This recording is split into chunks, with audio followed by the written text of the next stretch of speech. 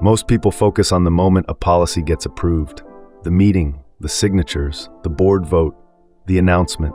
It feels like the hard part is over, but the real story doesn't start there. It starts the day after. Because approval isn't the finish line, it's the moment responsibility quietly begins. Today, we're looking at what really happens after policy approval. When attention fades, reality sets in, and long-term governance consequences quietly begin. This isn't about whether the policy was good or bad. It's about what happens once it exists in the real world. Let's start with the moment everyone remembers. The policy approval usually looks clean and contained. A document finalized after weeks or months of drafting, comments resolved, legal sign-off obtained, a formal vote or executive approval recorded. On paper, it feels decisive. At the time, approval feels necessary, maybe even overdue. The organization needed clarity. Regulators expected structure. Auditors wanted consistency. Leadership wanted closure. And with that approval came a set of assumptions. That people would read the policy, that teams would understand it, that behaviors would naturally align, that risk was now managed. At the time, this decision made sense, because having a policy feels safer than not having one. The day after, things still look fine. There's a sense of calm. The policy is published, shared in an email, uploaded to a portal, referenced in a presentation. Maybe there's an initial win, an audit point closed, a regulatory request satisfied, a leadership box checked. People feel reassured. Good, we have a policy now. That's covered, we're aligned. And in those first days or weeks, nothing appears broken. No alarms, no incidents, no obvious resistance.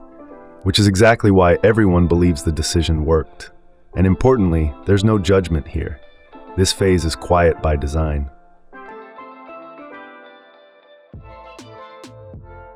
This is where the invisible shifts begin. Not dramatically, not all at once. Subtle changes start to appear. People interpret the policy differently. Teams apply it inconsistently. Edge cases emerge that weren't discussed. Small compromises get made. This doesn't really apply here. We'll handle it later. This is close enough. New pressures form. Managers balance delivery against compliance. Employees follow habits they trust over texts they barely remember. Exceptions become normalized. The policy hasn't failed, but it also hasn't taken root. And this is the core governance moment most organizations never see.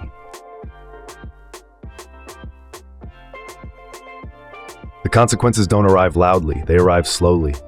Months later, something feels off. A control doesn't work the way it should. A responsibility is unclear. An issue escalates unexpectedly. And suddenly it feels like a surprise. But it isn't. What's really happening is compounding drift. Small misunderstandings stacked on top of each other. Unmonitored exceptions becoming the norm. Assumptions never revisited. Nothing broke overnight. The policy didn't fail in the approval meeting. It failed in the space after, where ownership was assumed, not reinforced.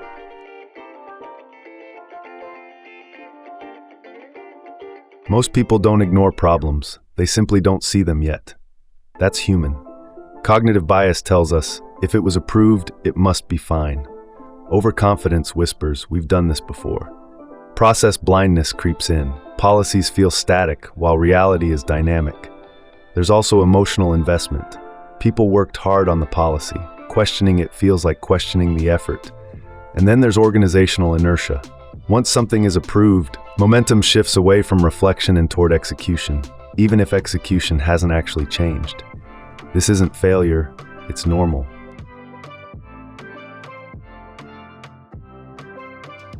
People with experience don't judge decisions by the moment they're made. They judge them by what happens after. They ask different questions. Who actually owns this policy in practice? What behaviors should change, and are they changing? Where will exceptions appear first? How will we know if this is working 6 months from now? They watch signals. Silence where questions should exist. Consistency that looks performative.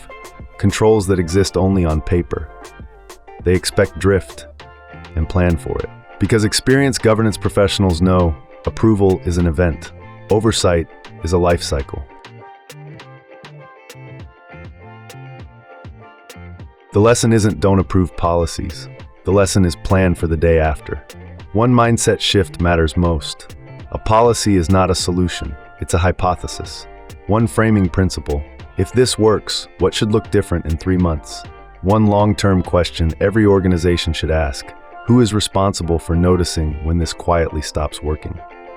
Keep it simple, keep it alive. Most decisions don't fail at the moment they're made. They fail in the days, weeks, and months that follow. If this changed how you think about policy approval, that's the goal.